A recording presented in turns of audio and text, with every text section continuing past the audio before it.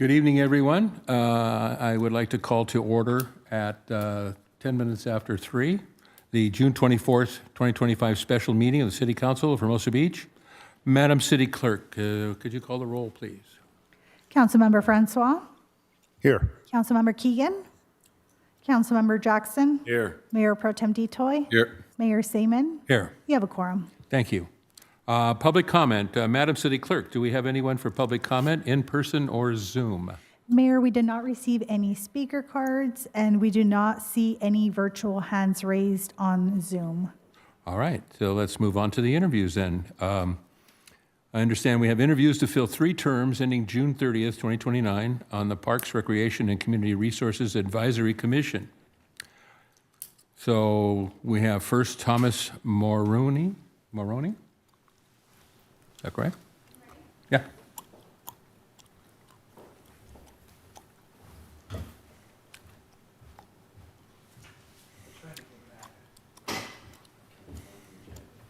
He said if I'm sitting in the chair, I might be enough.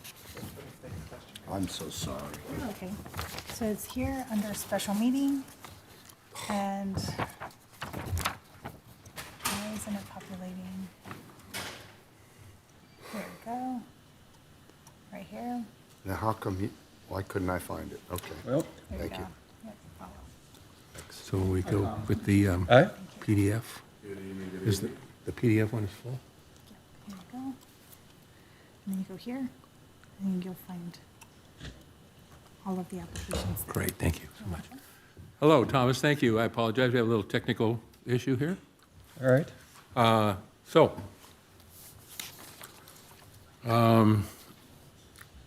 are there any questions from the city council for Thomas?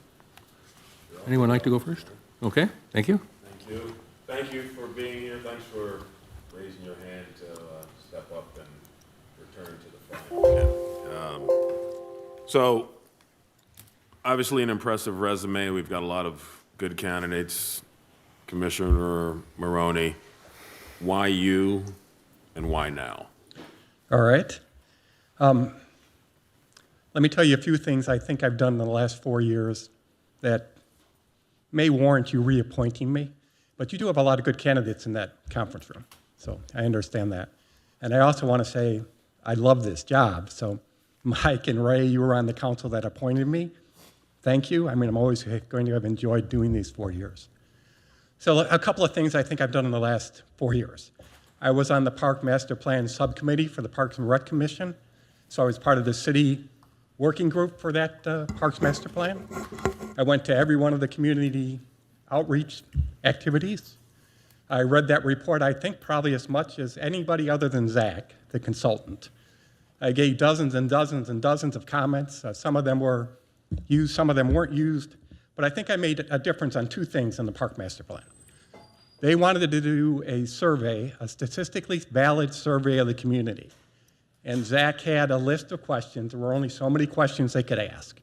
And what I asked Zach to do and Lisa to do, I said, let's use part of the survey to ask the community whether we have the right number of special events, too many special events, or too few special events. Because that question really has never been answered in the city in any sort of statistically valid way.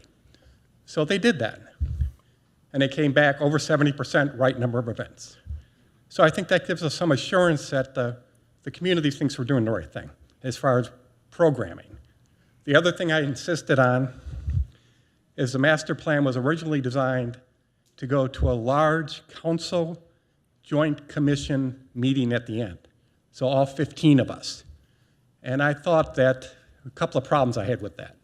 I thought that you guys would Bigfoot us, right? We wouldn't have a lot of time to say what we should say. And I also thought that we knew more than you did because 4 of us had been on in the process. And that the most valuable thing for us to be able to do is to make a recommendation to you that you could then act on or not act on.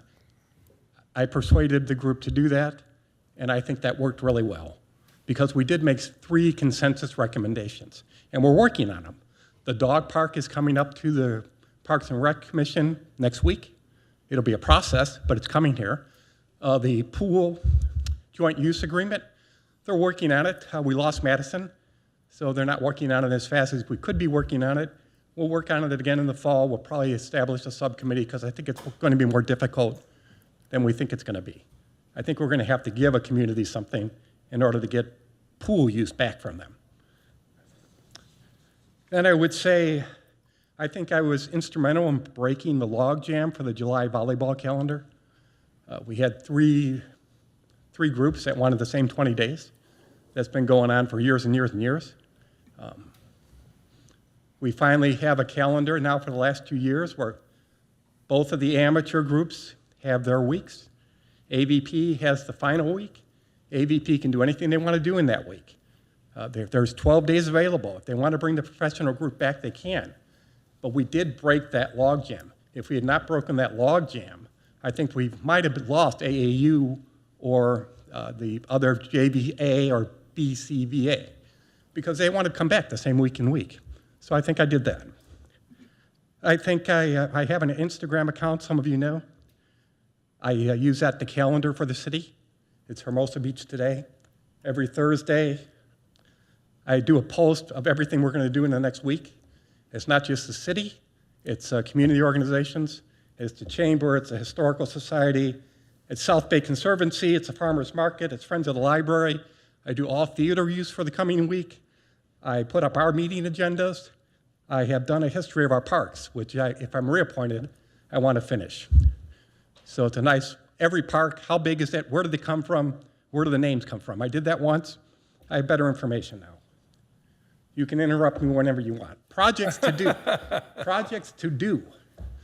The 3 master plan projects I've mentioned, dog park, joint use agreement, Little League, Clark Field, long-term project, but let's do that. Projects that aren't part of that list that I'd like to do is I'd like to work toward a youth outreach and maybe do a youth commission or put a teen seat on the commission. Manhattan Beach has a teen seat on their Parks and Rec Commission. We're down to in Torrance have youth councils. I think that would be very well to do, and that's on our agenda, a 5-0 vote for the future. So I've already proposed it to the commission. We're going to run with it. I hope to be able to run with it. I think we can improve our communications with Public Works. We're doing that. We now have a liaison, and we're going to have an annual joint meeting. So let's not have the problem where we're saying we didn't know you were doing this, and Public Works saying, well, that's not really your job. So let's get rid of that. I think we can improve the Valley Amphitheater. I want to get that marquee sign on the community center lawn, because that's the one way we can communicate with the residents about what's going on. Because not everybody's social media. You know, nobody's looking at my site. I mean, a handful of people look at my site, right? But if you put it on the community center lawn, people will see it. Do I have anything else to say? I think I was the burr under the saddle on 2 very minor things. The nets on the basketball courts at Clark West, where there are basketball courts, those nets were gone for years after COVID. So I kind of pestered people, and I think I was a burr under the saddle. We got them. We had a metal backstop at Valley Park. I was a burr under the saddle there. We got rid of it because all it did was block an open field. The pool is a big issue right now. I mean, I'm happy to address the pool. I think everybody knows what the issues are with the pool. The park master plan is not to get your own pool. It's to try to use somebody else's pool. And I think we should pursue that. I do have experience with the pool. I was an aquatics director. I was responsible for maintaining 2 pools and running programming for 2 pools. Our pool was probably about 1 acre. It's not a municipal pool. Municipal pool is about 2 acres. We don't have 2 acres. Okay, any questions? Yeah, thank you, Thomas. I appreciate that. And you know, sometimes being on a commission, being able to speak endlessly is a quality that's a good thing to have. And I appreciate that. Thank you. That was a very informative, all joking aside, that was a very informative talk you just gave, and a real insight into you and to your way of thinking about things. Is there anyone else who has a question on council would like to go next? I'll go. So you might have answered some of this already, but we have to ask the same questions to all the candidates. So looking ahead to the end of your potential 4-year term, 4 years from now, how would you define a successful tenure on the commission, and what key accomplishments or contributions would you have hoped to have made during this time? Well, I would hope that we will have accomplished 2 of the items on the master plan. We should have a recommendation on the dog park, either yay or nay. That's going to happen in the next 4 years. And we're going to have a solution with the pool, I hope. I'd love to see us make progress in Clark. That would be, and the one other thing that's kind of my thing would be the teen commission. So those would be the things I'd like to see at the end of 4 years and say, you know, we did this. Great. Thank you. Want to go next? Thank you. Good evening, and thanks for applying again for another term. You've done a lot of good work on the commission so far. And again, we've geared to asking the same questions to everyone, and you kind of mentioned a little bit about the volleyball scheduling. But I wanted to start with a preface by saying I'd like to see a commission that's more proactive to resolve our issues so we don't have to do it at the council level. The pickleball is another example, but getting into this July schedule thing, many times I realize that you have to pit multiple interests against, competing interests against each other, and given the significant tourism and economic benefits of the desire for people to watch the professional tournament in AVP, do you think that we have resolved this yet, or are we in this situation where it's almost like each one has to take a year off? And I mean, is there some way that we can accommodate the two junior leagues, the AVP along with their junior leagues, and bite the bullet and figure out how we're going to just condense it all within those times? Is there a way to make this work, or is it just never going to happen easily? And I was just wondering if you could just provide some insight to making all that happen, and especially without forcing, one to take every third year off or something like that. I would say there's been more time spent by staff on the log jam in July than probably any other special event issue, because they all wanted the same 20 days. And they were not, the two junior leagues would be flexible with each other, but they would not go to the end of July, because that's competing against other events that happen in August in school. AVP, look, everybody loves the pro tournament, and it's exciting. I think financially, the junior tournaments, including the new AVP junior tournament, probably bring as much economic value to town as a pro tournament. That's just my impression because of the hotel rooms. The problem with AVP is they were never consistently the same dates. They needed 15 days to set up. They weren't here in Olympic years. And there were a couple of years there where they weren't here at all because of financial difficulties. So we were risking losing the two junior leagues that have been here for decades if we didn't push AVP a little, and we did. We told AVP, we want you. You can do whatever you want at the end of July. You can bring the pro tournament in at the end of the July. There's 12 days there. Just make it a little bit smaller setup. But we're not going to let you Bigfoot, AAU, and the other two programs out. I mean, that was our solution, and it was a solution that was worked at for years. Because the other solution that came to council was what I thought was the bad solution, which is 3 people, you miss a year. Every third year, you don't come to Hermosa. Because I thought at that point, they're going to look for another spot. If you're telling AAU you're not going to be here next year, they're going to go find another beats that wants them. So I thought that was a bad solution. So I think our solution is a good solution, and we should pursue it. Just to follow up, so we've resolved this now, and For now, right? AVP may come back. You get a different commission, a different council, and they may come back and say, we want to be right after the 4th of July. We want our 15 days back. so you don't think it just could be done to accommodate all 3 then, huh? Or actually all 4, it's actually 4, right? It is 4. Yeah. 2 of them share. Right.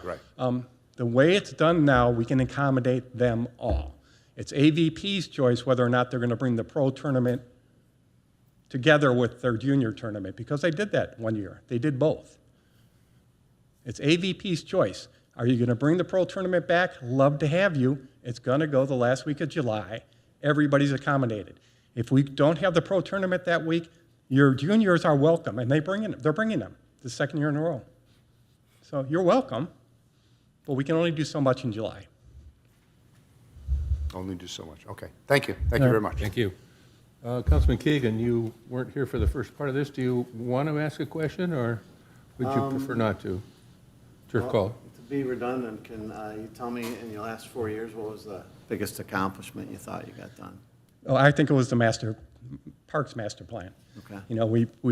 We did it. We did it in about a year and a half. We did it under budget.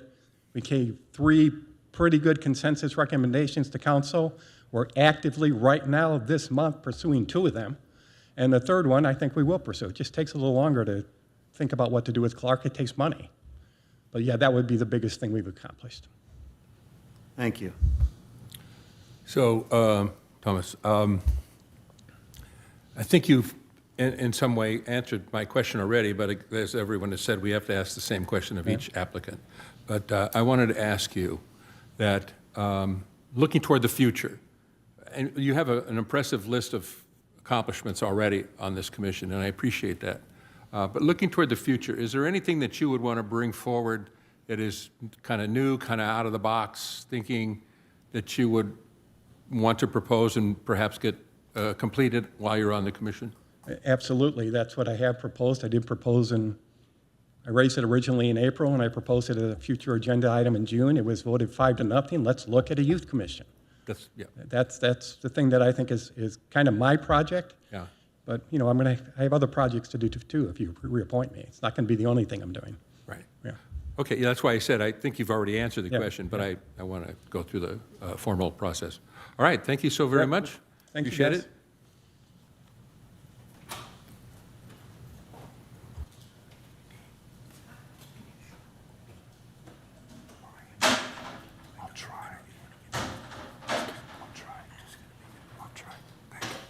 Thank you.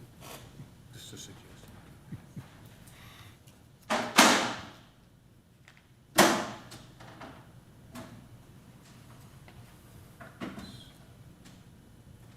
you want the ramp? Is the ramp easier for you? No. Probably harder. Crutches, at least it is for me. I don't have a lot of experience, but it's the first day. Yeah.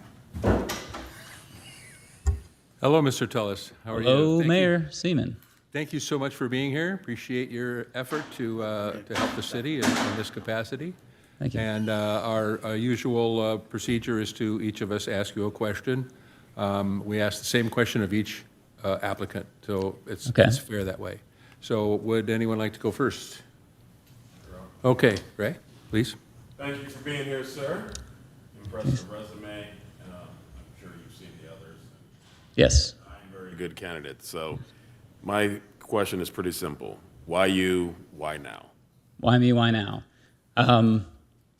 Well, I've got a lot to offer this city, and I love this city. Right now, for me, is actually a really, really good time because I'm on a sabbatical from work for the next 6 months. So I've got 6 months with extra time I can really pour into getting to know the people I need to know, the things I need to know, the things I need to learn.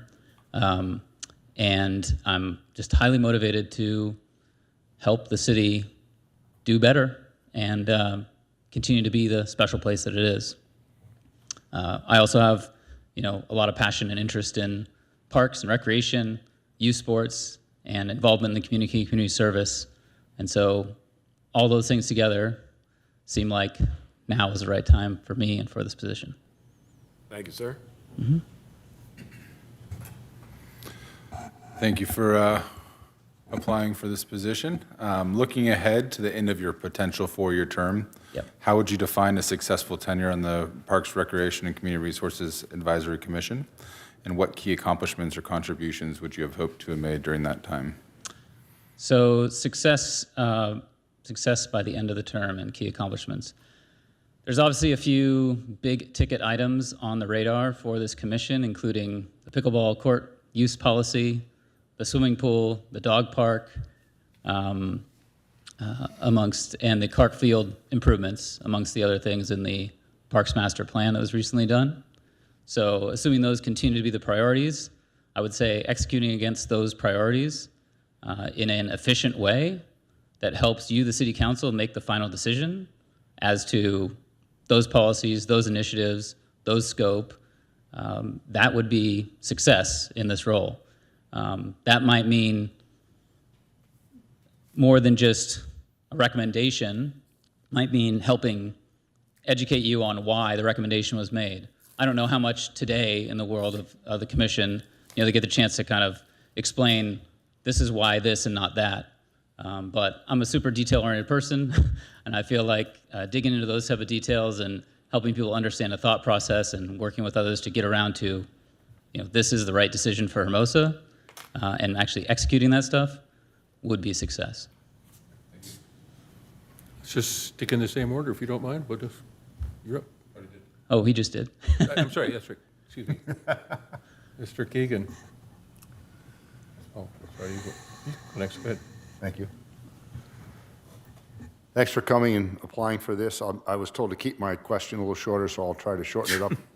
We'll see how that goes. I'm looking for a commission that's a little more proactive in trying to solve the problems before they get to the city council level. An example would be the pickleball course, and more importantly, it's this July scheduling conflict with 4 tournaments, essentially. We got 2 junior leagues, we got the professional AVP juniors and the professional AVPs, and we all want the same scheduling, and I'm just wondering if you think there's a way that the city can make this work so that we can accommodate all of them, get them in there. I don't know if money or profits from the junior is more important than the exposure we get from professional and what people want to see, but if you could comment something in regards to all that, that would be great. Thank you. Yeah, well, I think Hermosa is synonymous with beach volleyball. We certainly want to have as many beach volleyball events as we can handle and as are appropriate. I don't know all the constraints that went into that. I am aware of the timing requests by each organization and the fact that they overlapped too much, and it was decided, hey, we can't support all of you.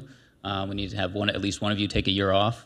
And I would like to say, my career has been digging into a problem with an uncertain resolution and finding a solution, right? I'm pretty diligent about things like that. I know I would work hard to figure out exactly what are the constraints we're dealing with, why those are important constraints, make sure they are important constraints, and then find a solution that's amenable to what we're trying to do, right? And what our goals are and the priorities that you set. So I give you my word that I would do that. Okay. Thank you very much. Yeah. Councilman Keegan. What would be kind of your pet projects or agenda you'd like to bring forward, maybe for new items? For new items, I'm not aware of any new items. A lot of items that I'm interested in and have somewhat at stake in are already kind of out there. The volleyball court use policy, the Clark Field improvements, the pickleball hours, pickleball policy. Those things are all of interest to me. The special events is a pretty challenging one because I feel like we have so many special events. I know the special events come to the commission first. It's always interesting to me to get I've been trying as I've been preparing for this, right, to get kind of a bird's eye view of all the events and the types of events we have, just to understand the mix that's out there, and what are we putting on right now for the community. I don't think there's any gaps or holes in there, but that's one angle that I think I would want to look at as I'm considering special events would be maybe there's something new, and I know there's something new coming up soon, this silent piano concert, something kind of new. I think it's on the agenda for y'all tonight, but I think trying to find things like that and ideate maybe new things that we haven't yet considered, and finding those might be probably the most likely way if I could think of something new that I'd bring at this point. Thank you. Mm-hmm. So it's interesting because I have a question that's kind of similar to that. Clearly, we've had the swimming pool, the dog park, and so many new ideas that have come up, and they've already kind of started in the process, and they're somewhere in the tube. Is there anything in your mind that's completely new and fresh and different, something out of the box that you would like to propose for Parks and Rec? Something totally new for Parks and Rec? Yeah. I don't think I have anything right now for Okay. Parks and Rec. Yeah, I appreciate all the programs they currently offer, the youth sports relationships they currently have to make youth sports at the rec level happen and prioritize those in the city. And I think prioritizing also adult programs, given the fact that we do have a slightly older population here over the years, as it's been, is also appropriate. So All right. I feel like right now what I understand on the radar are the right things. It's just a question of how to get them done. All right, great. Thank you so very Okay. much. I appreciate your time here. Okay. Thank you so much for volunteering to help the city, Yeah. and we'll see you. All right. Thank you. Appreciate it, Council. Thank you, Mayor.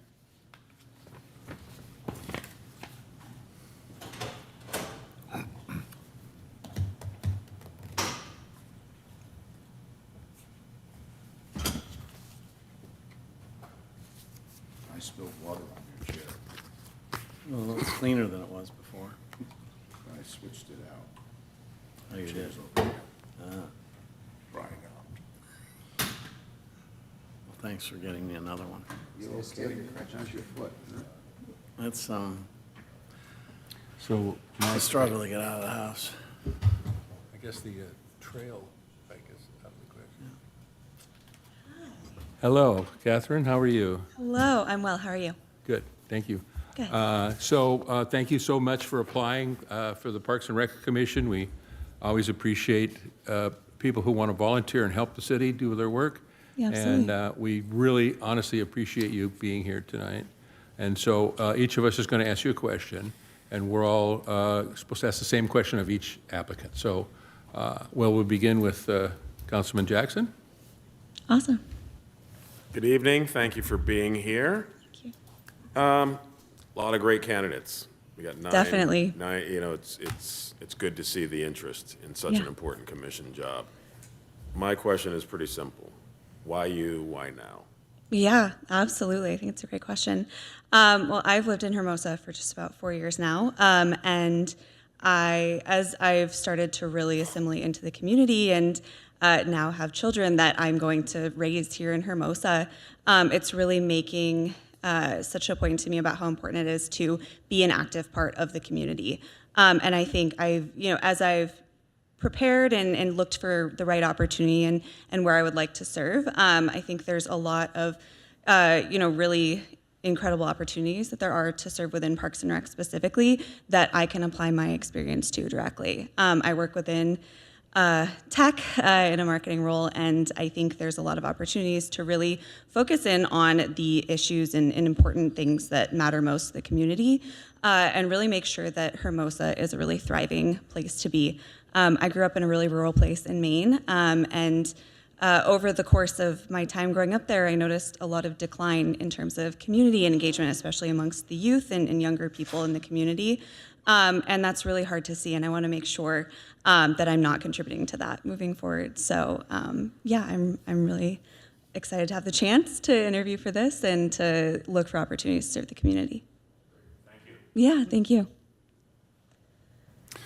Thank you, Catherine, for applying for this position.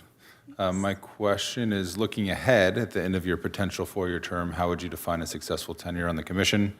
What key accomplishments or contributions would you have hoped to make during that time? Yeah, absolutely. I would say the biggest thing is bringing or continuing to have large events in Hermosa Beach and big opportunities to really involve the community. I want to be able to point to specific areas where I was able to better serve and engage with the community. And not only just to say we were able to do this, but really quantify how were we able to benefit the environment here in Hermosa. And I would also want to make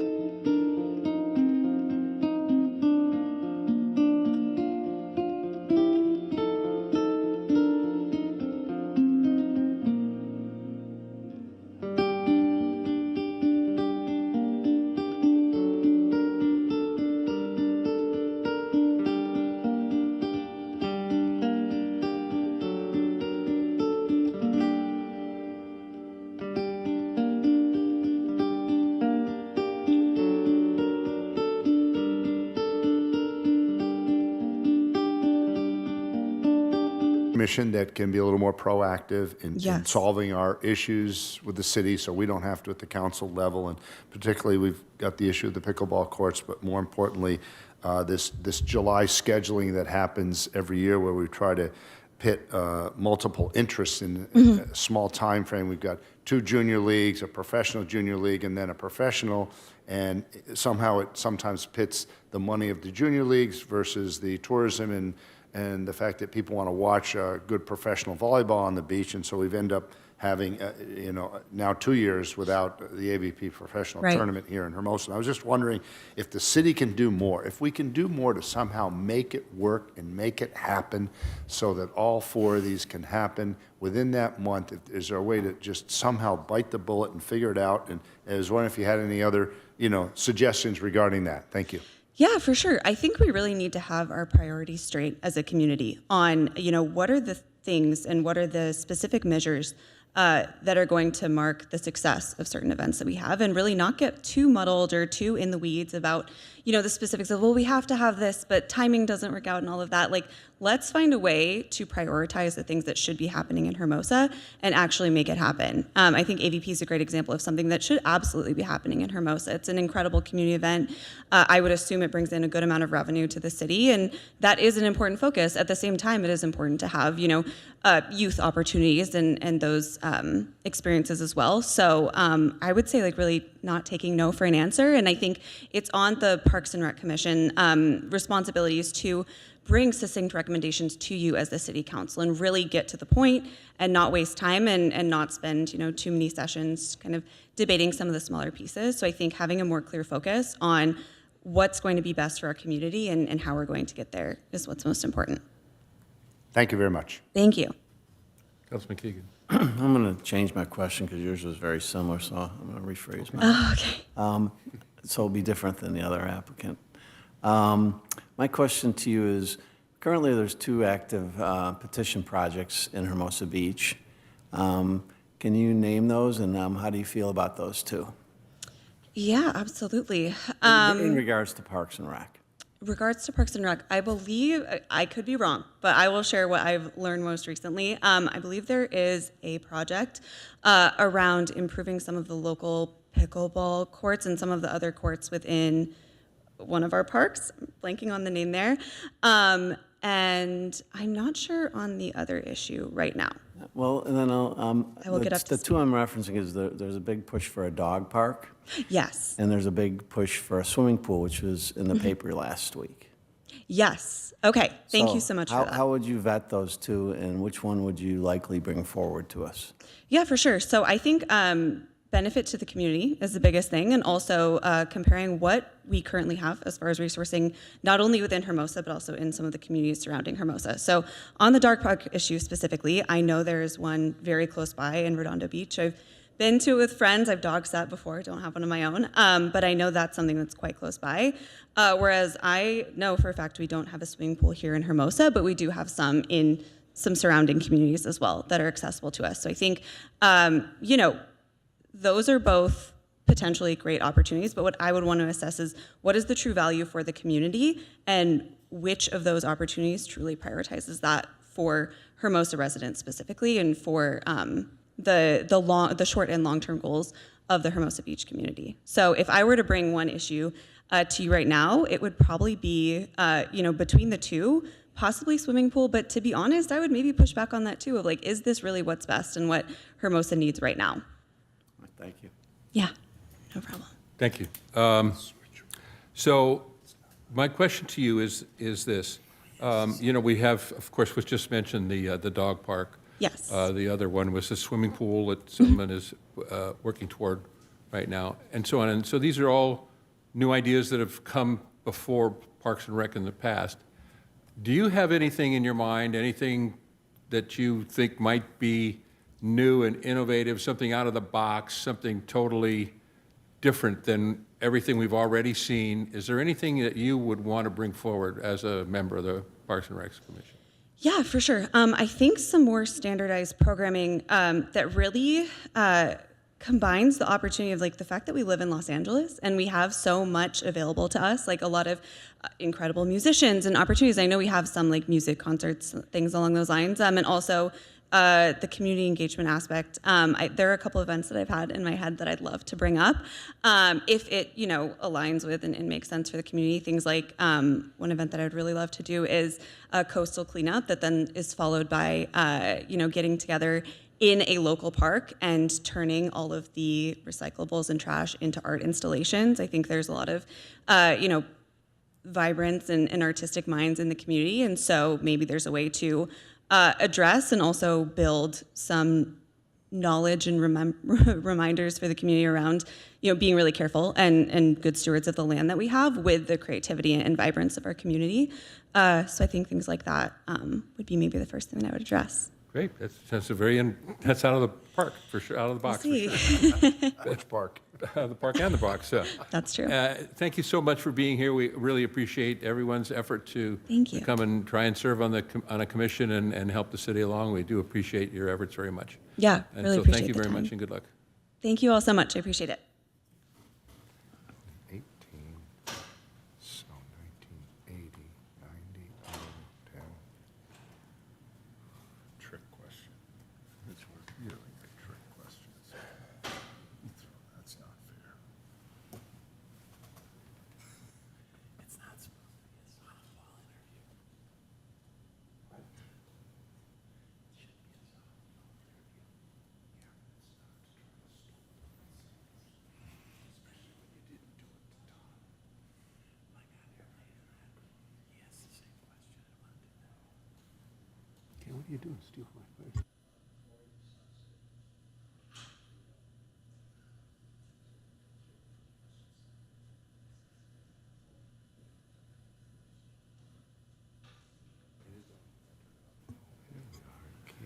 Hello.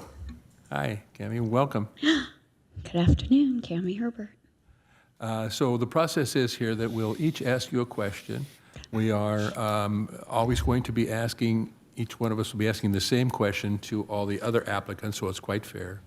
And so we will, I believe, start with Commissioner Jackson, or excuse me, Councilman Jackson, and ask you a question about your application. Okay. Appreciate it. Thank you.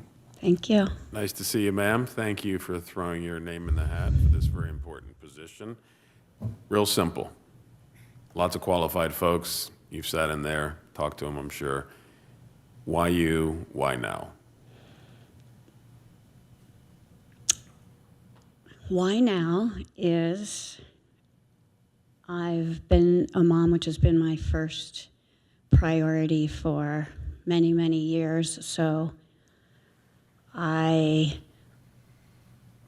was very involved with what they were up to in sports and school. Thankfully, also the community, because of course we could do all the parks and rec and the classes and the events and the activities. And when I saw the posting in the paper, my brain just hit that moment where I realized my kids are older. I don't get to plan their schedule anymore and plan the events. And it's a new chapter. And I need to realize that I need to turn the page and try something different. So that's personally why this is such a fantastic opportunity. Is I have been involved in hands in so many other things that this seems like a next step, albeit a very large one. I can't lie, but I have done a lot of informal committees. I'm one of 4 that got South Park from a hockey rink to what it is today, and that involved every city department, numerous city managers, 5 public works director, and I think I know much of the staff. I've known many city council people, so I think I understand process, I understand research, implementing ideas, gathering information, and doing my homework to take something from start to finish. I know we're supposed to keep our answers short, but since I didn't know it was going to get asked, I don't know how long it's been. Anyway, so I think on a large scale, I'm great with ideas, and on a small scale, I can do teensy little things. From having kids, you are very detail-oriented with what they're up to. Thank you, Cami. Looking ahead 4 years from now to your potential end of your term, how would you define success on the commission, and what key accomplishments or contributions would you have hoped to have made during that time?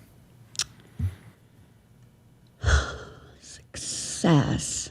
I think success is just we've kept moving forward with what the majority of the people seem to be interested in doing. So we've heard everybody come in with these passion projects, and we've listened to what they've had to say, and we've tried to make it work, or if it doesn't work, why doesn't it work? So if they feel like they can still come back with another idea, or maybe there's a smaller version.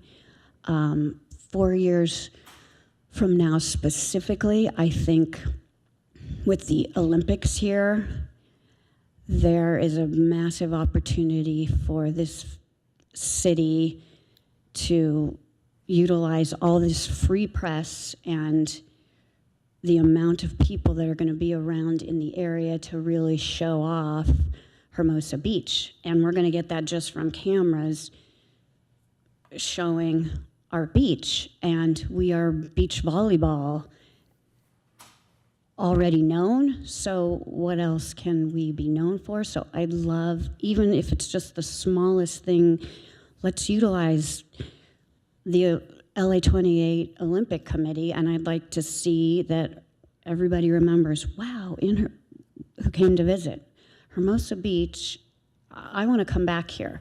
And the residents say, I'm really proud that I'm from Hermosa Beach.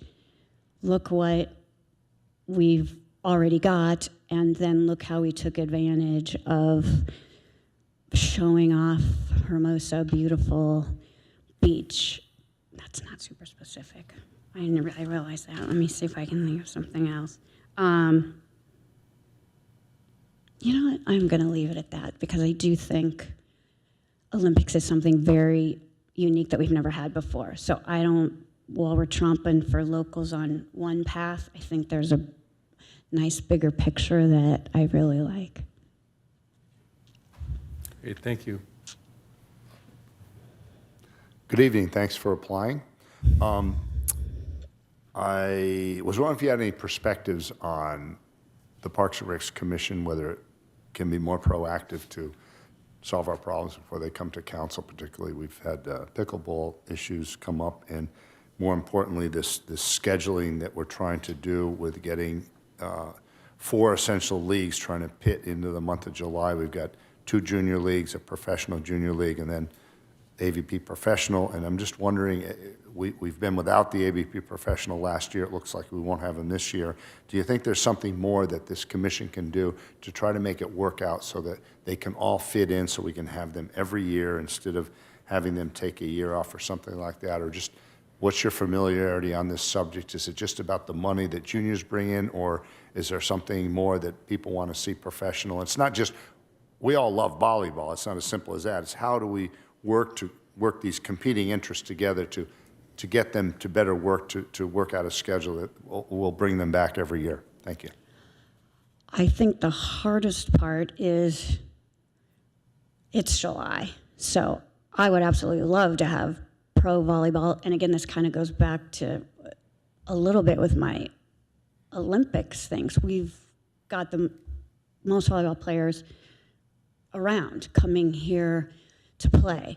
So scheduling, I would absolutely love to try to figure out how the commission can bring more pro sporting events here. That's a little vague because I know the Kings are coming, but I can't speak to what the actual reason why the scheduling hasn't worked, because it seemed like a couple years ago people wanted less big events, and AVP obviously brings 45,000 people a day to come down and see the event. So I don't want to speak, having not been on the commission or city council, to find out specifically, is it money? My guess is it's just the timing specifically for volleyball, but I am an event and activity person, so I say however we can get things in from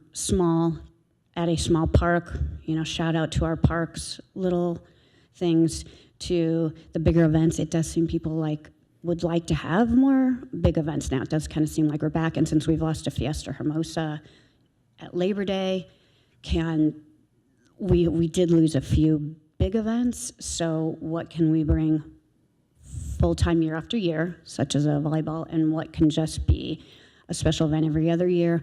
I also think maybe these commissions need to talk to Manhattan Beach a little bit, because there's another one. I feel like we get in this little bubble, which is fantastic. I do love Hermosa the most, but is there a way to spread out the traffic or whatever is people's concerns?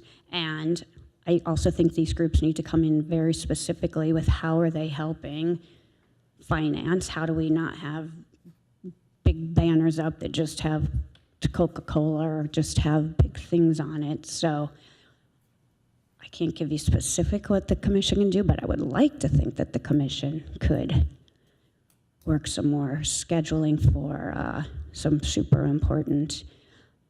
We need to bring people down here as we can see our businesses need people. Thank you. Thank you. Recently, there's been two major initiatives by the residents to push forward some park ideas that aren't currently in our CIP budgets. One was on the cover of the Easy Reader last week, and one has yard signs all over the city. You want to talk about those two projects and where you think those are going? I'm going to assume swimming pool. I don't know that I want to speak for the swimming pool people, because I will say I did not sign that petition because that one seems large and long-term expensive, when I feel like, again, let's utilize our fabulous South Bay neighbors to figure out the pool. The Redondo Beach Union High School pool is gorgeous. The Miracosta pool, gorgeous. Big pool sounds like they're going to get their whole money passed, and hopefully there can be something worked out there. So pool-wise, doesn't seem realistic, and it's not very detailed yet. Oh, the other one, dog park. Dog park. I have a dog, and I do think the dog park will be a good idea.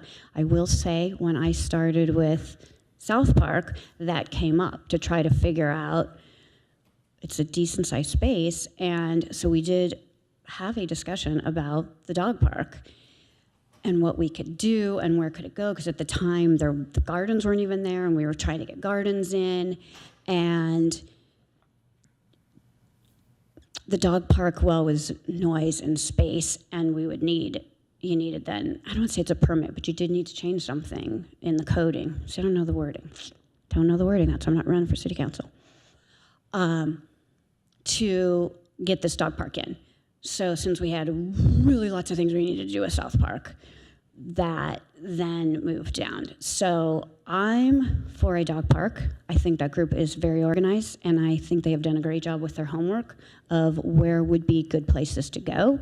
And they've reached out with their emails and surveys to see where people would like it to go. And I think that will help you and the commission decide where would be a good place to put it, because there has been very good input. So they have done a good job on their homework, and I like homework.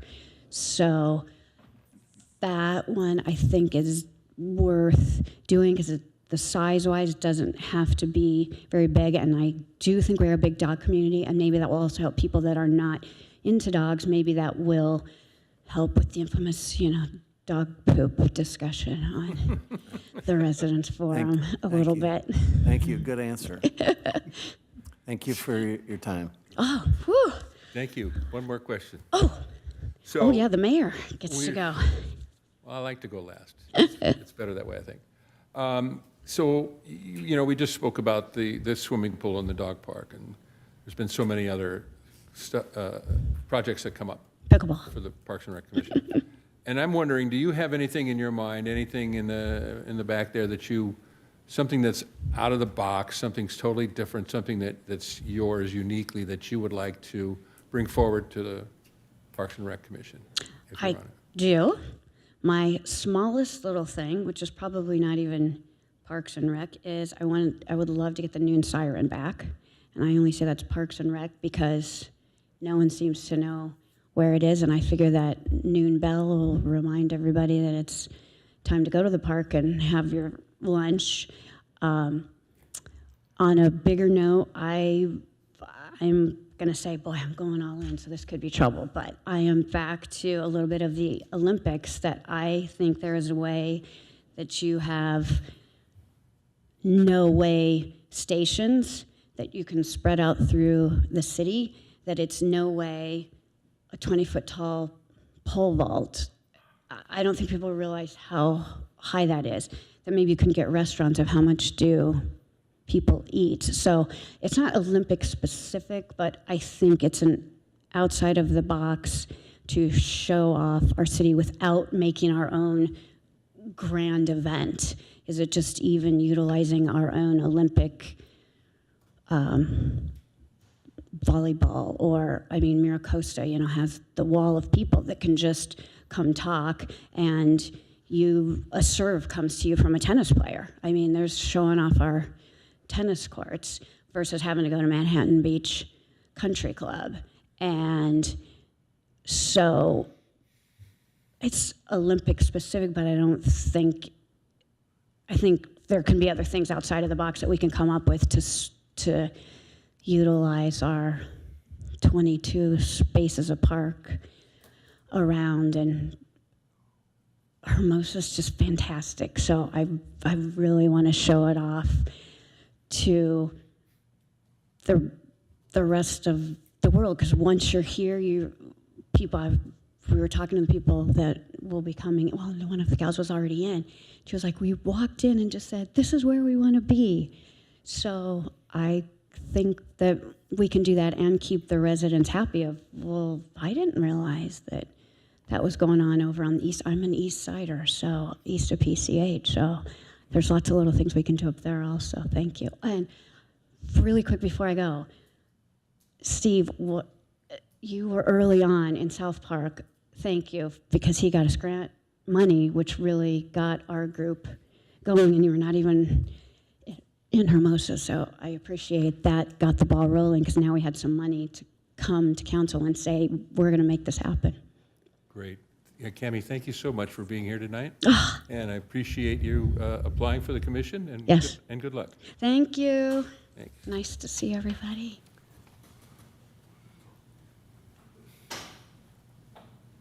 Why do they have to go back into detention? They can just go home, right? Mm-hmm. Or they're not allowed to go home? They can go home. Trick question, trickster. Stump the candidate. Okay. It's a test.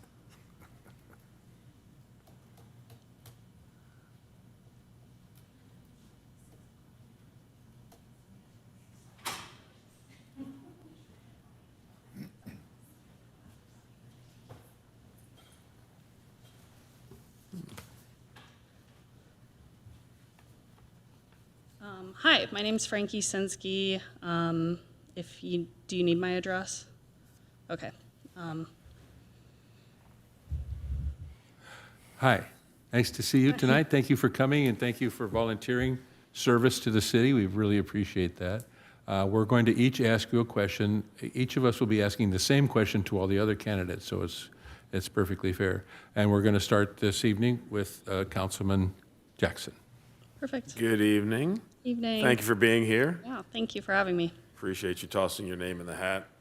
You're one of 9 very impressive candidates that are looking to get more involved in the city, so appreciate that. Simple question. Why you, why now? Why me, why now? I will say I'm probably different than a lot of the candidates because I just moved here. So yeah, I'm definitely throwing my hat in the ring right off the bat, and I recognize that. I grew up in Nebraska. I've been living in Virginia, and we had the amazing opportunity to move to the West Coast. I feel lucky that I found Hermosa Beach. I had been looking all over LA. Where are we going to live? We have 2 big dogs. We're really outdoorsy people, and I stumbled upon Hermosa and I was like, this is the place. And I don't know that I could ever move here and leave. We're going to try to stay here as long as we can. So why now? I'm in a transitionary period in my life where I'm kind of reevaluating what I want to do. I've worked on larger properties. I'm really interested in Parks and Rec. I've worked with kids. And so that's the short of why me, why now. I'm looking to invest time into my new community. Yeah. Thank you. Yeah. Thank you, Frankie. Looking ahead at the end of your potential four-year term, how would you define a successful tenure on the commission? What key accomplishments or contributions would you have hoped to make during that time? Yeah, so I've looked back at a few of the meetings. I think my overarching goal would be just to immerse myself in the community, identify different needs, and I know a lot of what the committee is just knowing your neighbors and building those relationships. So my long-term goals would revolve around meeting people where they're at within their different organizations and really developing those relationships and identifying problems within the community. I know that I am new, so I am not fully aware of each of the different problems that need to be tackled on the community, but that's my short answer there. Yeah, generic. Thank you. Councilman Francois. Thank you. Good evening. Evening. Thanks for applying. Yeah. I don't know how familiar you are and whether you've gone through the proceedings recently of the Parks and Rec Commission meetings, but I was just wondering if you had any ideas about how the commission could be more proactive in solving problems before they come to the city, council as a whole, specifically the pickleball courts, and more importantly, the scheduling of multiple volleyball tournament leagues that want to all have their events at the same time in July. And I was wondering if you had any ideas on how it could be better worked out so that we can have our professional tournament as well as the professional junior league and the other two junior leagues.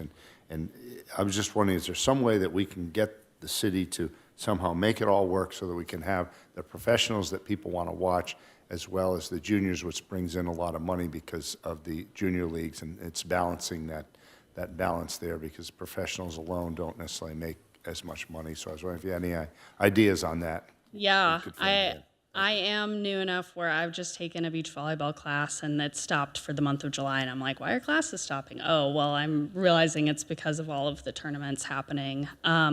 A lot of what I've done in my career so far has been venue management and scheduling. I worked on a 3,000-acre property in Virginia and was managing 10 different venues.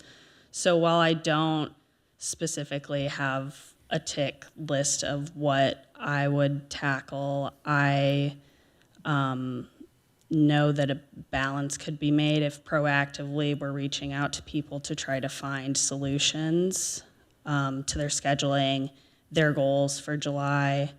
And scheduling wise, it's hard for me to answer because I don't have my hands in it. But I am interested in learning more about the different groups. I know that there are so many different volleyball organizations, and balancing their needs is something I don't have a direct answer for right now, but I have managed multiple parties all in one spot. So yeah, I'll end it with that. Thank you very much. Yeah. Good afternoon. Wanted to just mention there's been two major initiatives by the residents, not through the city, to bring forward two projects. One has been, there's yard signs all over town about them, and the other one was in the cover of the Easy Reader last week. And it's both are public projects that are not on our CIP list. Are you familiar with those, and what's your feeling on those two projects? No, I'm sorry, I'm not. So the projects are a swimming pool. It was on the cover of the paper last week. Yeah. And then the other one are, it's a dog park. You've probably seen some yard signs on those. Yeah, I have, yeah. So how would you address those, or would you think that one is outlandish or they're not reasonable, or how would you address those? That's funny because I did see both of those. I've seen them around town. I know that the groups advocating for them have a lot of motivation. And I guess my first thought, being from Nebraska, where we have so much space everywhere, I'm like, how are they going to fit this in our tiny community? That was my initial thought. The pool specifically and the dog park would require a lot of real estate. And that's sitting in the room over there. I was like, I wonder what their take on that would be. I think both are very valuable assets. They would be very valuable assets for the community, but I'm not sure how I would tackle evaluating where they would go. I know that it will be a huge undertaking for whoever's on the commission to determine that. And yeah, I see that the dog park is on the upcoming meeting, so I'll be interested to tune in and see what you all discuss. But I am aware that that's an issue in our community, and I would love to see both happen. I do not know where the space will come for those, but yeah, I'll be interested to see what the commission does. Thank you. Yeah. So, one last question, which is kind of actually almost perfect follow-up to that. So, of course, the dog park and the swimming pool, and numerous other things have come up recently and in the past for the for Parks and Rec. Is there anything in your mind, anything that's kind of out of the box, something totally unique that you have in your mind that a project like that you would like to see happen in Hermosa?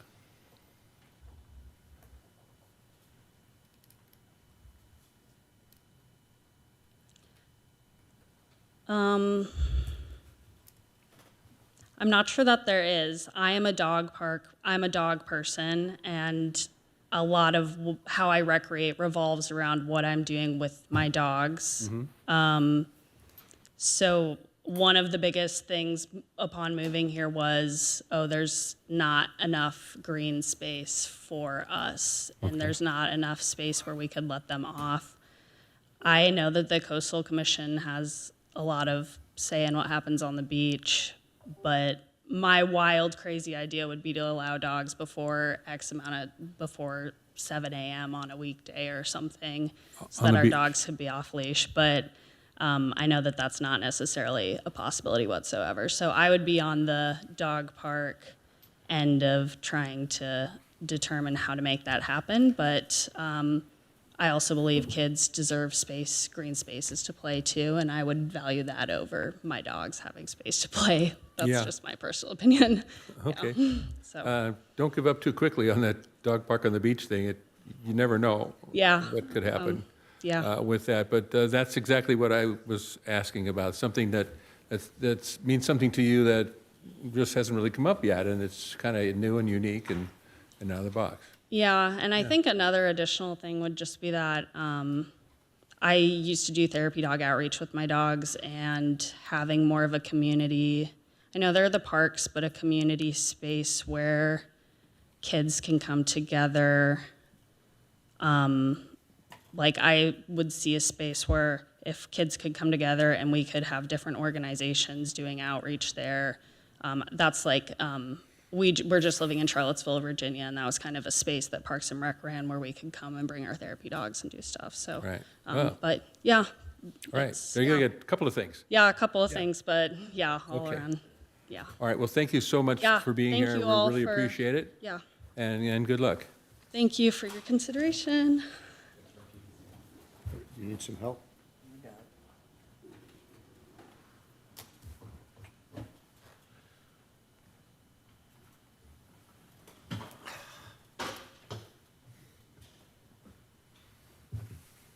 Feel sorry for you. Yeah, not good.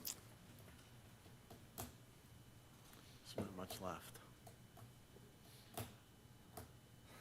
Spell it. No, we're good. I gotta drink it up here. Maybe not, maybe we'll get out early.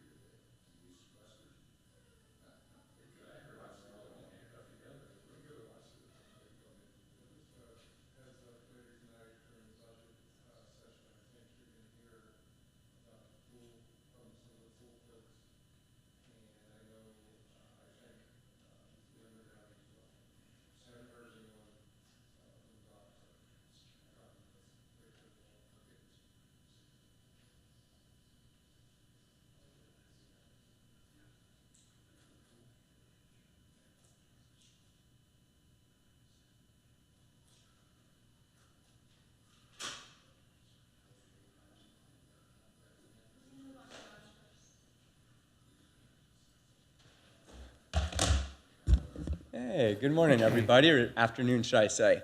Hi, Yanni. Hello. So Yanni, we, as you know, you've probably been through this, you have been through this process, of course.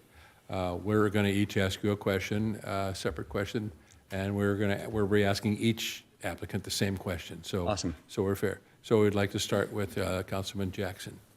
Commissioner Lang, good to see you. Thanks for stepping up once again for this very important commission. Simple question. We had a lot of great applicants, 9, I think, to be exact, and the question for you is, why you, why now? Why me? Why now? I'm the best I've ever been. After all these years of studying Parks and Rec, I'll tell you what, I was the most greenest applicant when I started, and Councilman Fishman asked me the best question ever. Sir, have you ever been to a Parks and Rec meeting before? And I said, no, I haven't. And at that point on, I became a student in this department, and I've had the pleasure of being the co-author for the Parks and Rec special event policy, as well as bringing some very high-level events to town, from the Rams draft all the way to turning the Surfers Walk of Fame weekend into the largest 3-day free surf festival in California that's recognized on a global level. And I had the good fortune of working with stakeholders in the community as well as staff to accomplish that, and I'm looking forward to continuing, provided I get the privilege of working for the community and advising this council, to continuing to develop the Concerts on the Beach program, which myself and my subcommittee brought back not once but twice. And in this current iteration, we have reassembled the original group of producers who were before Mr. Sanford, and we are missing one last component, and I'm looking forward to help ushering that in to truly making our Concerts on the Beach the summertime attraction that it once was. On top of working on the Olympics, and I hope somebody asks me about that question next. Thank you, sir. Thank you, Yanni. Looking ahead to the end of your potential 4-year or 16-year term, whatever it is now, how would you define a successful tenure on the Parks and Recreation Community Resources Advisory Commission? What key accomplishments or contributions would you have hoped to have made during the next 4 years? So, pardon me, again, that was a lot of words and you went fast. Next 4 years, what do you hope to accomplish? So next 4 years, thank you for asking. I want to bring Concerts on the Beach to the glory that it once was, but produced exclusively by this city with no strings attached, and to continue to give back and provide, making it turn into another attraction that brings economy back to Hermosa Beach in a sleepy time of year known as September. With my 20 years of special event experience plus my industry relationships, I know I can do that because those foundations have already been laid.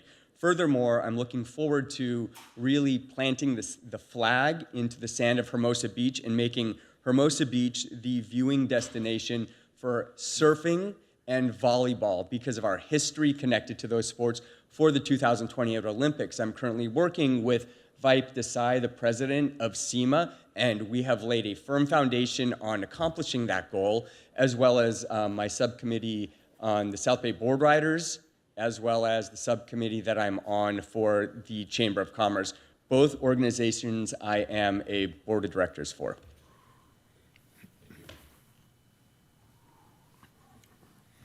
Good evening. Thank you, Yanni, for applying again.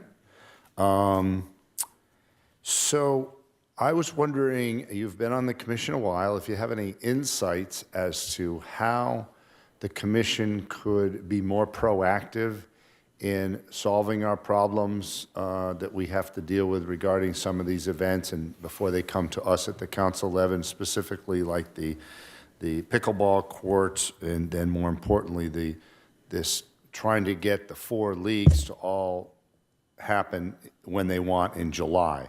So we've got 2 juniors, the professional juniors, and then the AVP professional. They're all trying to, and it seems like they keep trying to move around and say, well, we're not going to do it unless we have this. And I'm just wondering, is there some way we can figure this out and try to make it all work so we can have all 4 of those every year, whether it's cutting down their schedule or tweaking it or going into 4th of July? I'm not sure what the answer is, but I was just wondering if you could have some insight into that, because I know there's money in the juniors, and professionals, you know, they have a hard time surviving, and people want to watch the professional tournaments down here. So I was wondering if you could figure out if there's something more we can do to make all this happen and work going forward. Councilman Francois, thank you for asking that. I had the honor and the privilege of sitting with Al from AVP in these very chambers when they chose to come back to Hermosa Beach. And it was an honor and a privilege to see that develop into where we're at now. I also sat on several different subcommittees to figure out a way how we can accomplish that goal. So yes, I have 2 ideas. One, please let the Parks and Rec Commission meet twice a month as opposed to once a month. When I started, I believe in 2013, we were meeting every other month. Nothing can get solved. Parks and Rec has the privilege and the honor of overseeing this community's recreational activities. We pay a huge premium to live in Hermosa Beach, and our recreational activities are usually the driving force. I have understood that through compromise and through listening, we can accomplish those goals. I have the privilege of working with such high-level stakeholders as Mark Palui, Chris Brown, and the list goes on of organizers from AAU, CBVA, JVA. So we have the ability, Councilman Francois, to compromise. Give us more time. Let us meet regularly. There are opportunities on expanding the calendar. One of the goals of the Special Events Policy Guide was minimizing the amount of events that clutter peak season. Now, I understand what special events clutter peak season, and I understand what events not only bring revenue and bring a level of heightened esteem to our community, but also how they interact with that delicate ecosystem of downtown Hermosa. And when I say ecosystem, it's a commercial zone, and it's meant for, you know, high-level events like AVP, et cetera, but also how we are mindful of those residents just blocks to the north and to the south, and how we make this work together. Allow us to meet twice a month.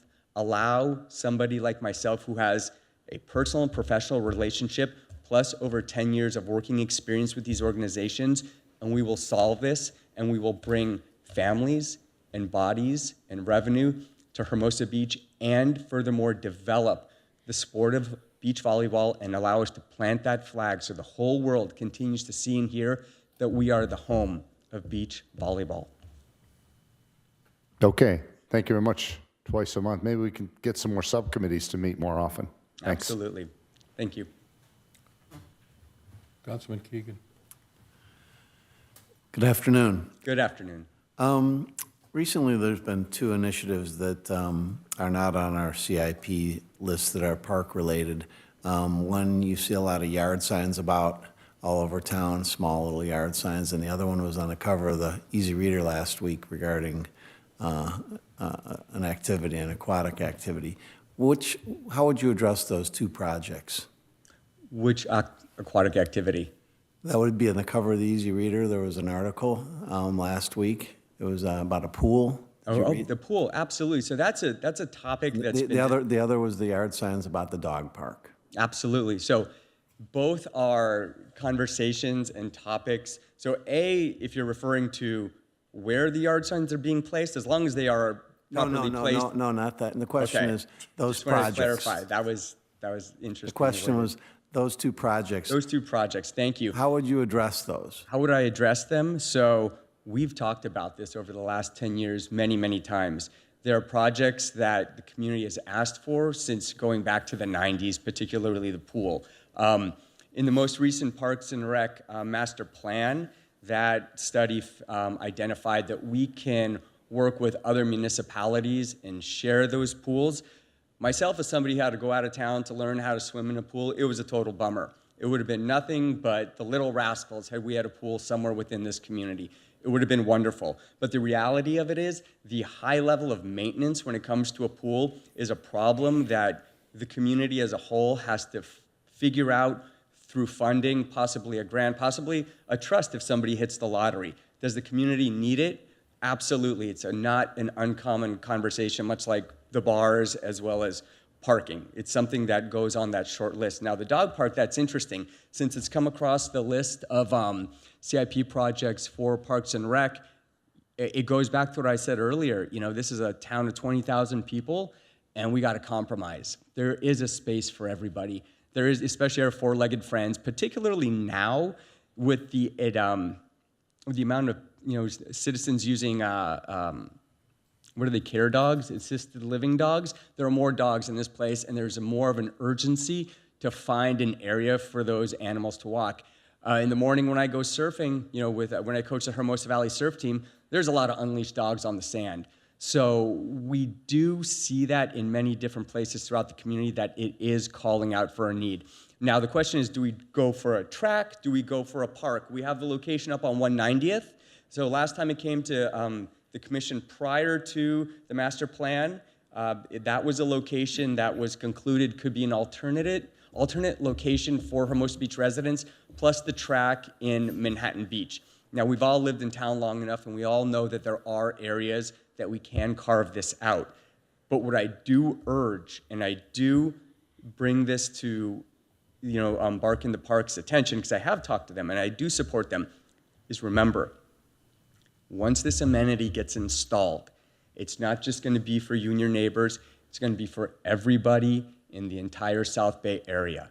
So be prepared for there to be an influx of a lot of new faces, and we have to be mindful and we have to embrace it once we build an amenity like that, much like an Oktoberfest or a skate park or an additional volleyball tournament. So with these wishes come certain ripple effects, and I have talked to the Bark in a Park folks, and upon completion of their vision, which is feasible, whether it's at Valley Park or the track behind South Park, we'll embrace all our new guests that come here, and quite frankly, we'll buy a burger and a sandwich in town, and maybe get a parking ticket or two. Who knows? But thank you. Pardon me for not seeing the question within the wording. So thank you for the time. Appreciate it.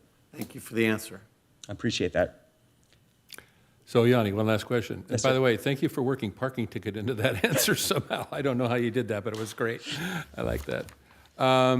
This is kind of a follow-up question, actually, to the last one. The swimming pool. Yes. The dog park. Yes. One thing after another has come up in the last several months on Parks and Rec.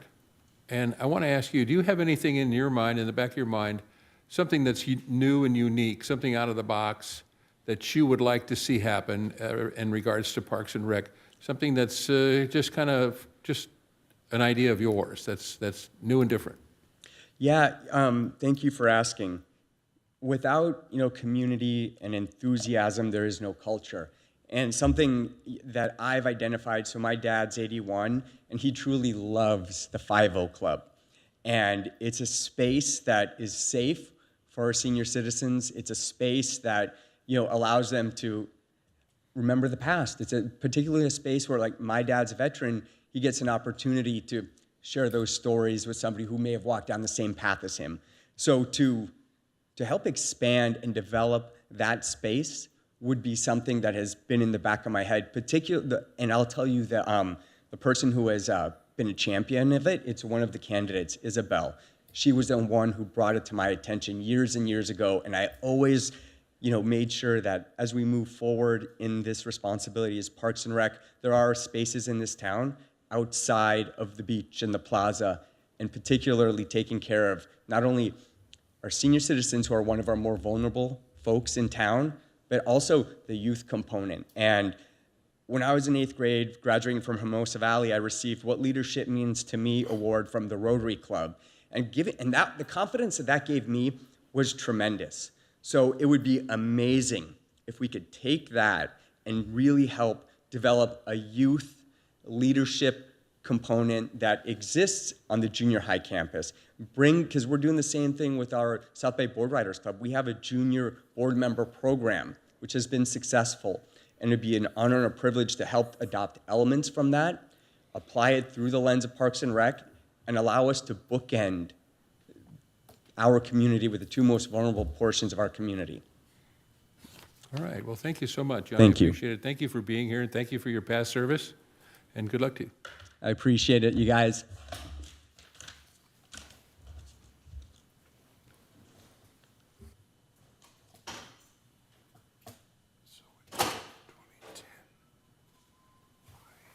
I was the rep for Mountain High, and they sold hardly any of our tickets. They were terrible. I never remember working with Yanni once. I worked with Jarvis. Do you think he really was the manager? Who was the manager? Spider. Back then, I don't see manager one up on PCH. They were bad too. I don't want to come in to the real world, step on the sand. You were there Just this kidding. morning. Yes, I was. Yeah, I know, that little devil just kept poking his head out of there and just didn't want to come out. I know, I had all the young kids there, the 5-year-olds, going, why isn't it coming out? Yeah. What happened to it? Why doesn't it let you know? I'm trying to answer as much as I could. But that was a perfect example of what Parks and Recs does and kind of the memories. I know you were there with your daughter, and those are the kind of things that build community. And you had the media there, and young, old, in between. And if I may, I just want to say that's kind of why I wanted to apply for this position, because I myself grew up here and attended everything from volleyball to surf camps to the Clark Building, where we had plays. We had even Vietnam veterans that spoke to us at the middle school, and just these memories that come up. And I made sure my daughter had the same kind of childhood I did, and I've taken my mom to the Hermosa 5-0 as well, so have seen those programs. And I think they're just the best part of this community. It's fun, you're engaged, you're doing healthy things. I mean, I learned to be competitive in a healthy way. I learned how to do teamwork. I learned to have pride in my city. I remember going to baseball games at Clark Field. I'm pretty sure the bleachers are still the same, so I'm all for upgrading that and upgrading, some of the facilities for sure. But anyway, I just thought I'd say that. Great segue into our events tonight. So, Elka, we're each going to ask you a question.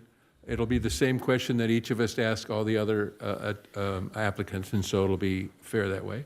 Okay. And we're going to start with Councilman Jackson. Good evening. Thank you for being here. Appreciate you tossing your name in the hat. Thank you. We've got 9 outstanding candidates. So you sort of answered part of my first question. It's a sort of a two-parter in terms of why you and why now. Well, as you know, I ran for city council, and I'm always kind of looking for ways to be engaged with the community. I'm kind of working as a part-time reporter for the Easy Reader, and I have more time to help with Kiwanis. I do the Sister City program. In the campaign, I learned a lot more about the city, how it works, kind of what residents' priorities are, and how the staff and the council and the budget all fit in, and how you have to balance all of that to, give people answers, find solutions, find compromises, so everybody's happy, which is, not an easy thing. And I think what is working, I think, is sometimes when you tell people, hey, look, this is what we got going. This is what we need. Here's what we need from you. If you have an issue, look into it. Maybe look at funding for a dog park. Maybe the Clark Field, you raise funds for that. So you kind of want to help people along the way and give them hope and know that they have a stake in the community. And you also want to kind of balance that with the reality of the budget and your deferred maintenance and your capital improvement projects. So I think right now, I kind of have spoken with many, many people, many residents. They all want pickleball. People want the new baseball field. Other people want the skate park.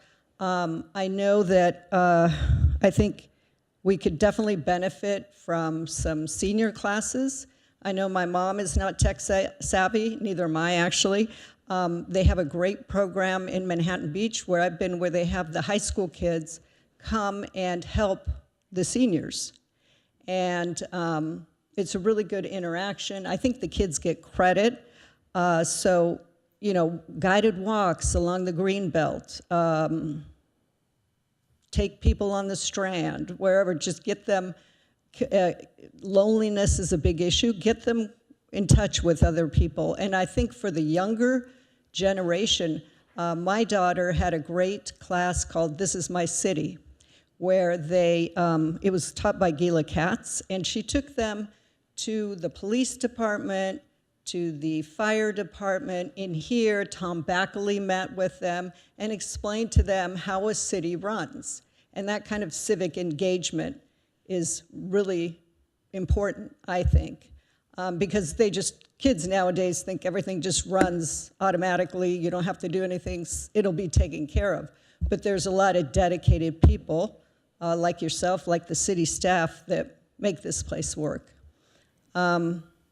What's the other thing? The seniors and I think I've worked a lot with the veterans too. I just did an article about the Vietnam veterans, and it's the 50th anniversary. So I did a front page story for Peninsula Magazine, and there are many veterans here that have so much to share. And when kids hear about war, they don't really understand what it means and kind of the sacrifices. And we just have these wonderful veterans here from Afghanistan, Iraq War, Vietnam War, that are willing to share their stories. So all of those can build unique bonds, I think, in the city. And really, even like creative writing programs, stuff like that. Learning about newspapers. So there's opportunities to kind of expand the programs. Sorry, that was a long-winded answer. Thank you, ma'am. I'm not keeping it to 2 minutes. You should have a bell. Thank you, Elka. Sure. If you can tell us how to find a way to make everyone happy, let us know. Looking ahead to the end of your potential 4-year term, how would you define a successful tenure on the commission? What key accomplishments or contributions would you have hoped to be made during this time? I was looking at the monthly department activity reports, and I noticed something that was kind of strange. The attendees for classes, the beach classes, 369 were non-resident, and only 223 were residents. At the community center, same thing. You had more non-residents, 294 versus 206. So I think we really need to get as many people as we can into these classes we offer, the programs we offer, and I think that can be done through communication, more kind of media outreach, and kind of doing profiles, like, what do you like about the community? Focus on you all, what you like to do, whether it's swimming or baseball or You know, I've seen you ride your bike through the park with your daughter, and I go, wow, he looks so happy. You know, like it's such a nice thing to see. Or at the beach, you know, watching the seals. I think the more we get people engaged, the better, and I would like to see at least some of the proposals, whether it's upgrading the park, Clark Field, or a dog park, or one of those advance a little bit more so people can feel like, hey, we put all this work into it, we have reports, we've done studies, you know, maybe we could figure something out with the finances we have. Thank you. Councilman Francois. Thank you. Welcome. Thank you for applying, Elka. Sure. Good to see you. You have been following a lot of local issues here in Hermosa Beach, and I was just wondering if you had some insight in how the Parks and Recs Commission can be a little bit more proactive in solving problems before they come to the City Council, particularly the pickleball courts, and more importantly, the scheduling of volleyball tournaments in July. We've got 2 junior leagues, a professional junior league, and then the AVP professional, all trying to hub for the same little bit of time there. And I'm just wondering, is there something more that you think this city can do to ensure that they're all able to have their tournaments on every year and fit them into some type of tight schedule? Do we all need to work a little bit harder, or is it just going to be this situation where one each takes a year off, or that kind of situation? I don't know. We do have a money issue with the junior leagues bringing in the money, and professionals have trouble, but people want to watch the professional leagues here. So I'm just wondering if you had some insight and follow-up towards what this commission can do and whether we can really make it work. Yeah, I mean, volleyball is such a big part of our culture, and I have been watching all types of tournaments. I played in them when I was little, and not the professional, obviously, but I know the juniors are big, the professionals are big. I would try to accommodate as many of the tournaments that we can. I know there was an issue in July, but perhaps work with the AVP and the other groups to say, okay, can we maybe shave off a day here? Can you move it here? If it's on a 4th of July weekend, we can check to see what we have going, to see if we can accommodate you know, people playing here 3 days versus 5 days or 4 days. I mean, just this morning with the Seals, I walked back and I watched somebody play, and I was thinking, wow, where are these people from? It's the Brazilian national team. I mean, they're here, and they're playing on our courts. So I think what the commission can do is really try to come up with some concrete solutions and get the buy-in from the stakeholders and give you guys, like, this is the best we can come up with. This is a deep dive. This is what we figured out. So you don't have to you know, broach the topic as in depth as they would have. And I've seen, you know, people come here and lobby you guys and say, hey, we want this, we want that. And I think that is probably better served with the commission. And, you know, I know you have your plates full. Those meetings go till 12 or 1 in the morning. So that would be my recommendation, to have subcommittees to really hash out all the details before it comes to you. Thank you. That's a great answer. So more of a strong approach to them and saying this is the way it's going to be, as opposed to not getting anywhere, and even consider using 4th of July, which, you know, we've kind of blocked it off and not sure if we still need to. So thank you very much. Yep, you're welcome. Recently, there's been 2 citizen-driven proposals for Parks and Rec that aren't on the CIPs, which would be, one has a bunch of yard signs out. That's one group. They have lawn signs out. I'm part of that group, just Okay. And the second full one was- disclosure. And the second one is, they recently had a front page article on the Easy Reader, and they're pushing a signing. They've got 1,000 signatures. How would you address those, and what's your feelings on those projects? Well, I did help the Bark for a Park group launch their campaign. I have known Carla for years. She and I always do the homeless count together.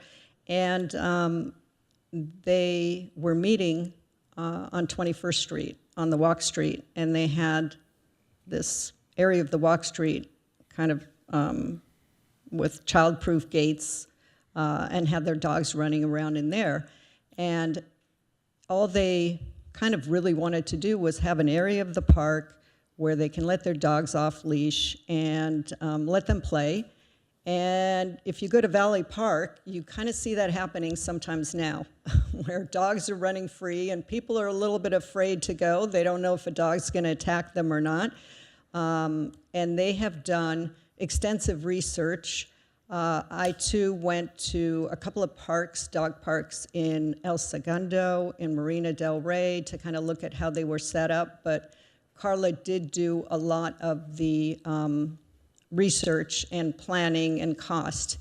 I think with the pool, it's a great idea, and I know people are very passionate about that. And as a matter of fact, I was in Berkeley this weekend, and I went to the neighboring town in Albany, and they had one indoor pool and one outdoor pool.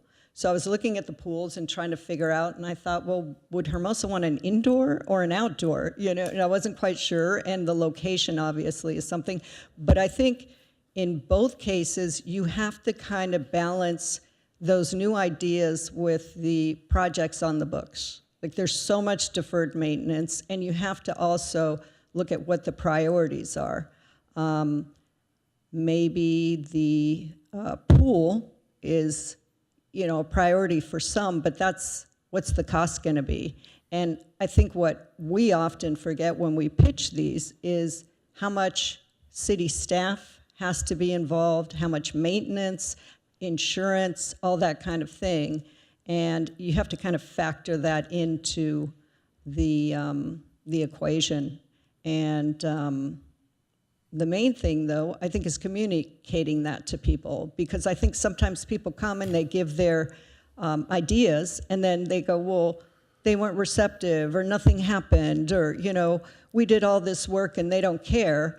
But if you explain to them, well, we have this many projects that are funded, some are unfunded, and this is another new project, so we have to, you know, explain that you have to balance it, I guess would be my thing, and the costs, and the costs that are not obvious to the average person. Thank you. Sure. So, Elka, one last question. Sure. We just talked about the pool and the dog park and so on, and I know you were actually quite active in the dog park idea. Is there anything in your mind that you would like to bring forward that's kind of very unique? It's just something you've been thinking about, something out of the box that would be a project, not necessarily a pool or a dog park, but something like that that you have in your mind that would be a great addition to Hermosa Beach that you'd like to bring forward?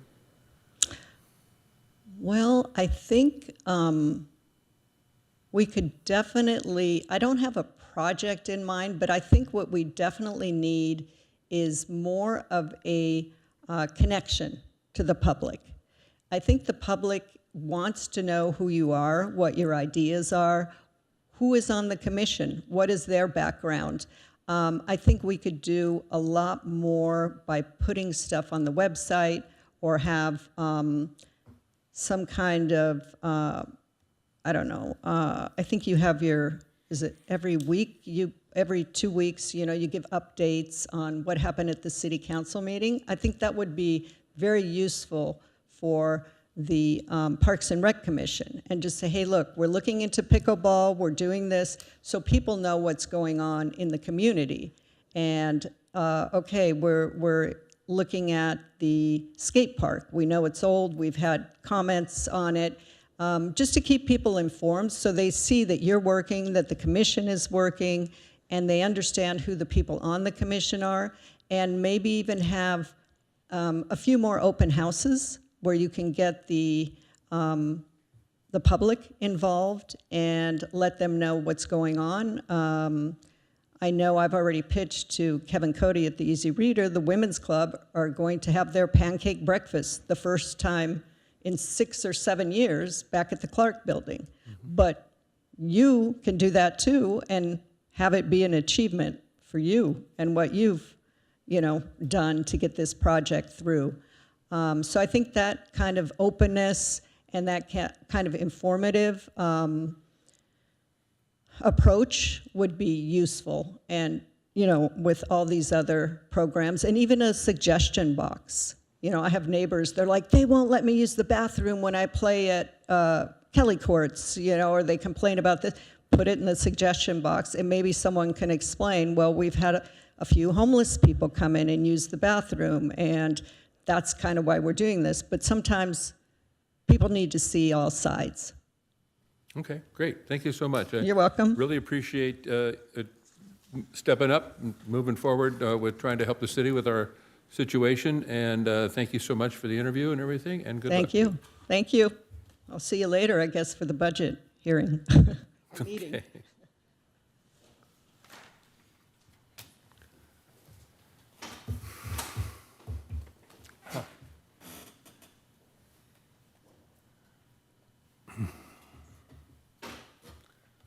Is Lauren not coming? I guess so.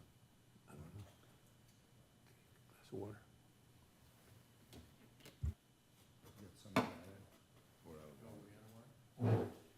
Gonna have to come from that end. It's a desert over here. You want some more? Give me something to do.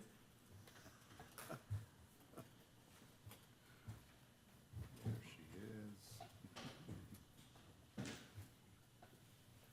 Hello, Isabel. How are you? First of all, I'd like to apologize for my outfit.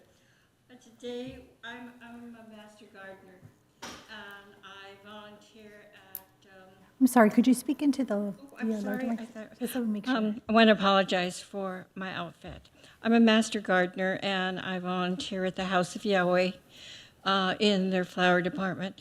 And then today was a heavy day. I also volunteered at the Botanical Garden because they have a special event coming up called SOAR. So I didn't have time to gussy up. So I'm hiding under my hat. And that's quite okay. No problem at all. Thank you for being here. We really appreciate everyone's efforts to help the city and join the commission. So what we're going to do is we're going to ask you, each of us will ask you a question. Those are the same questions that we've been asking all the other applicants, so it's completely fair. And we will begin with Councilman Jackson. Good evening, nice to see you. And I think you're gussied up quite enough, so thank you. Well, I brought all the soil and dirt with me. Perfect. I love it. Thank you for applying. We've got 9 really good candidates. So my question to you is, why you and why now? Well, the why now has been for the last 10 years. And I just thought, you probably have gotten used to seeing my face every time. And I thought, better show up. And why? Because, why do I keep doing this? Because I have a passion for this city. I've lived here a long time. I volunteer for just about everything that's happened in this city. In the short time that I had a position with the commission, I not only voted for issues, I worked every single event. By work meaning, not only did I vote for those events, movies on the beach, I put up tents. I made phone calls to get vendors. I made phone calls to get donations. I'll put up the tents, man the vents, and put them down. That's my passion, was for just about everything that happened during my tenure. And I've continued to volunteer at a lot of events because I believe in this city. I love this city. And I would like to continue, I will continue to volunteer, but I would like to be part of the vote as to what happens. Good to see you again, Isabel. Looking ahead at the end of your potential four-year term, how would you define a successful tenure on the commission? And what key accomplishments or contributions would you have hoped to be made during that time? Well, let me go back to when the short term I had at the commission. I remember Tom Bagley saying, if you do one thing during your term, you've accomplished a lot, because it takes a lot to get things through. Hey, I was really fortunate then, because I had 3 things. First one was a very small gesture. You'll see it in front of the community center. It's a bench, just a lonely little bench, because the senior group had asked if they could have a place to sit. There was no place, and still isn't any place to sit out there when they're waiting for buses to go on their outings. The bench is there, and that bench got done like that. So I was really proud of that little bench. Second thing was, they came to me, a group of people, wanting pickleball. Well, no one wanted to talk about pickleball. And I believe in this city for all. You know, parks and recs are not just for families with young kids. The parks are very instrumental to every individual in the city. Parks are healthy for our well-being, our bodies and mind. So I really believed in that. And actually pickleball got passed through. I got phone calls and names for that. As you know, you probably get the same thing. It got done. And pickleball now is one of the most important sports all over the country now, not just for seniors, but for everybody. The other thing that I worked on many years ago before the Access Group was the Greenbelt. Our Greenbelt, to me, is one of our jewels. It's a jewel, and it's for everybody, but it had to be more accessible to other people with disabilities. I have a bit of a disability, and I used to walk the Greenbelt, and I was afraid, because of the chips, that I was going to trip, fall, and break my hip or leg. And people have said to me, I also got, like you, lots of phone calls and called names because of that issue. But I really believed in it way before the Access Group with Jeff Hurst. And it has gotten done, and it is fabulous. And there are a lot of people have come to me and said, well, I'm in a wheelchair and I don't have it. I go, there are many, many people who have disabilities in many ways. We can't all be in the same category. And that's what Access has done to help the whole community. Same thing that I worked on was, years ago, was the community garden, the first one, and it got done.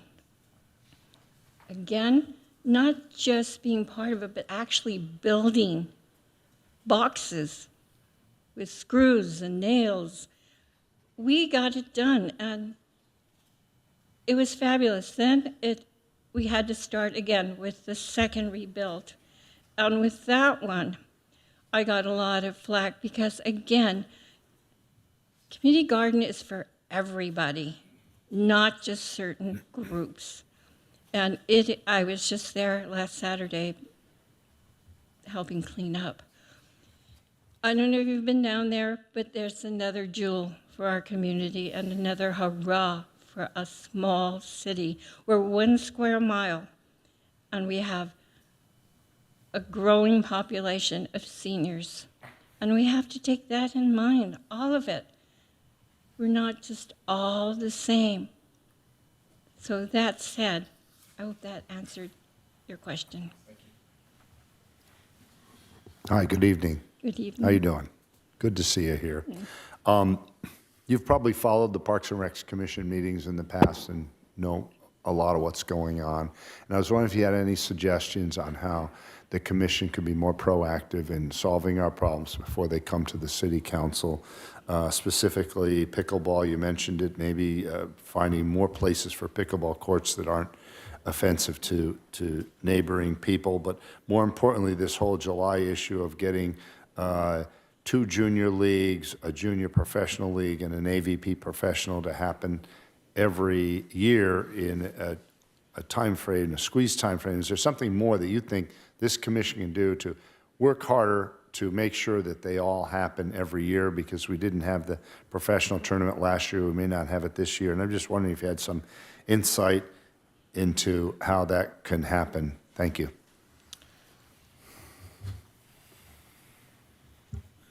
I know years ago there was a lot of, not confusion, but disagreements as we're having too many activities on the beach and not enough time or space for our actually community, our constituents. And at that time, what they decided to do was that they would hold back in the summer a month to make sure that there was enough time and space for our community. Does that answer your question?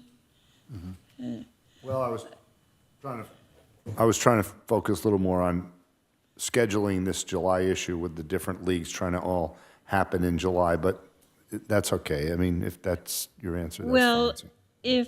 if possible, I don't know, because I'll be honest Okay, with you. that's I'm fine. not sure how many activities are scheduled, but we have 3 months during the summer that maybe some of them could.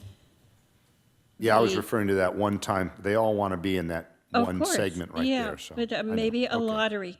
If Yeah, there's lottery, not enough time okay. and room, then maybe a lottery can be set up as to who's going to be selected. Okay. Thank you. Good evening. I wanted to ask you, there's 2 local initiatives that have come forward that aren't on our CIP list that are based on, one has a bunch of yard signs you might have seen around town. They're trying to push for something through yard signs, and the other one's collected 1,000 signatures, and they were on the cover of the Easy Reader regarding another Parks and Rec facility. And those 2 groups, they're separate. What do you think of those 2 projects, and how would you address those 2 projects? Well, the one project I think you're talking about is the dog park. Correct. You see there. I'm an advocate for that. I live not far from Valley Park, and I have an electric car, so I park my car at Valley Park, it's my exercise, walk home, come back. And I see all the constituents with their dogs. And I have really taken a great look at particularly Valley Park. There's room for at least a dog run and a fence towards where the school is, starting there and all along to the end to Valley Boulevard. So I believe in the dog park. Good answer. Okay, Michael. Thank you. Isabel, so one last question. We've been talking just now about the dog park and the swimming pool and the other things that have come up over the years. And I know you've been very active in the city for a long time, and I've seen lots of things come and go. Is there anything in your mind, anything that you would like to see happen that is maybe something special, something out of the box a little bit, kind of an idea that you have that you'd like to see accomplished on Parks and Rec Commission? Well, yeah, I definitely have a wish list because I am a master gardener, and I volunteer also at the Manhattan Beach Botanical Garden, and I've seen what they've done. I'd like to probably see a little more of that in one of our parks. And actually, Valley Park, I just found, not Valley Park, excuse me, South Park, they're putting in a whole garden of native plants, and it's going to be sensational. I love that idea. The other thing I've always I've always laughed because I'll buy a lottery ticket. I'm sorry for this. Okay. I bought a Probably someone calling about the dog park. yeah, yeah, you're right. Oh, there we go. The dog park, the botanical garden, if we could extend it, I don't. I buy lotto tickets. Guess why? Why? I'm so sorry. Why is he doing that? It's. I mean, he's not I don't think giving hitting up. it would do any good. I love his tenacity. I believe, and if you believe in something, keep doing it. So you buy a lottery ticket for I what? buy lottery tickets because if I win one of those 400 million, I'm going to donate a swimming pool to Hermosa. Oh, well, how nice of And you. I'm also going to put a trust, so not only when the swimming pool is in, it'll have a trust to take care of it. So I tell that to my friends and they laugh at me. Okay. But yes, that would be one, is a swimming pool. Okay. All right, thank you so much for being here. We do appreciate you volunteering, and we wish you the best of luck. Thank you. Oh, and thank you, and thank you for the work you do. And I'm sorry Thank you. for my outfit, and I'm sorry for the phone call. No, it's quite all right. Not a problem. Mayor, if I may, I do have an announcement for you and the city council. We did receive a message from Commissioner Lauren Pizer-Maines that she'd like me to relate to the city council. Commissioner Lauren Pizer-Maines has asked for staff to relay a message to you and has asked to withdraw her application from consideration for personal matters. She asked the council to consider reappointing Commissioners Lang and Maroney due to their extensive experience and their added value to the commission and city. She found this to be a very difficult decision, but would like to make space for another community member to serve. She is hoping that she will be considered to support the city with future special projects, such as a possible task force regarding the community theater. She further stated that it really has been an honor to serve the city and commission. Great. Thank you so much for that announcement. I appreciate that. So that brings our interviews to a close. So we need to take a vote on this? Not at this No, time. not tonight? We're We not- can adjourn this meeting, and then I'll start up the regular meeting, Okay. and we'll do roll call. You can go into closed session, but you will vote on who you would like to appoint during In the regular meeting, yeah, okay, all right. So there is no another opportunity for public comment at this point, so we'll adjourn this meeting at 9 minutes after 5 and go to closed session. Could we take like a 5-minute break before we start? Open the public, you wanted to begin the open meeting and then adjourn to close. Correct. I'm still closing out the meeting. So I can open the other